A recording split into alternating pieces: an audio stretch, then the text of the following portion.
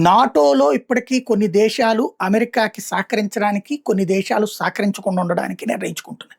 ఇప్పుడు బ్రిటన్ నిన్న న్యూక్లియర్ దీన్ని పంపించింది. ఫ్రాన్స్ పంపించి మధ్యలోనే ఆపేసుకుంది. క్రమంగా ఇప్పుడు గల్ఫ్ దేశాలతో స్నేహం చేసేటటువంటోళ్ళు గల్ఫ్ దేశాల కోసమన్నా సరే నాటో దేశాలు రంగంలోకి దిగాలి. లేదు అంటే రేపు గల్ఫ్ దేశాలన్నీ నాశనం అయిపోతే ఇరాన్ వీళ్ళకేమైనా కూడెడతదా? వీళ్ళందరి భయం ఏంటంటే ఇరాన్ మీద దాడి చేస్తే ఆయా దేశాల్లో ఉన్నటువంటి షియా ముస్లింలు రేపు పొద్దున తమను చెడగొడతారేమో అన్నటువంటి భయంతో పాలకులు ధైర్యంగా నిర్ణయం తీసుకోలేకపోతున్నారు. ఇరాన్ చేసింది తప్పని వీళ్ళకి తెలుసు. ఇరాన్ చేస్తోంది తప్పని కూడా తెలుసు.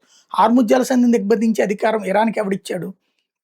హార్ముజ్ జలసంధి ఏమన్నా ఇరాన్ తయారు చేసిందా? వాళ్ళ అమ్మ సొత్తా? వాళ్ళ అబ్బ సొత్తా?